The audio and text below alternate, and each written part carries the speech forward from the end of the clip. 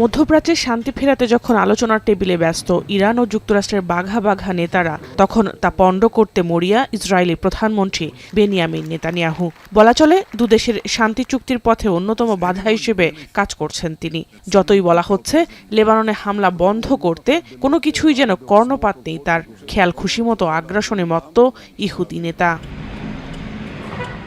ওয়াশিংটনের নিষেধ অমান্য করে বৃহস্পতিবার রাতেও দক্ষিণ লেবাননের নাবাতিয়ে জেলায় বিমান ও আর্টিলারি হামলা চালিয়েছে আইডিএফ। এতে হতাহত হয়েছেন অনেকে। লেবাননের রাষ্ট্রীয় সংবাদ সংস্থা জানায়, বেসামরিক নাগরিকদের লক্ষ্য করে হামলা চালিয়েছে ইসরায়েল। ধ্বংস করা হয়েছে কয়েকটি বহুতল ভবন। নোভা এলইডি টিভি, ঝকঝকে ছবি, নিখুঁত শব্দ, 5 বছরের ওয়ারেন্টি। নোভা মানে সঠিক মান, নিশ্চিত সেবা। ইসরায়েলি এ পদক্ষেপের তীব্র সমালোচনা করেন মার্কিন vice president JD Vance.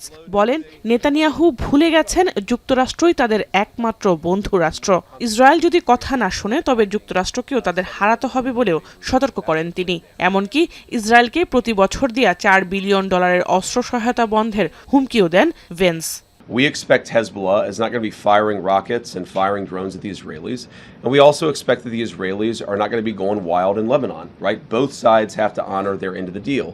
Now, as you guys know, sometimes these ceasefires are a little messy. The President of the United States said this a couple of weeks ago, that a ceasefire in that region of the world just means they're shooting a little bit less at each other than they were before. এদিকে লেবাননে তেল আবিবের হামলায় উদ্বেগ জানিয়েছে জাতিসংঘ। 143 trajectories of projectiles were observed. Of these, 119 were attributed to the Israeli Defense Forces, with the remainder to Hezbollah. Yesterday, 364 projectile launches were observed, of which 330 were attributed to the IDF and 34 to Hezbollah. এছাড়াও গাজায় যুদ্ধবিরতি লঙ্ঘন করায় তীব্র নিন্দা জানায় সংস্থাটি। জাহানারা ভুইয়া, এখন বিশ্ব।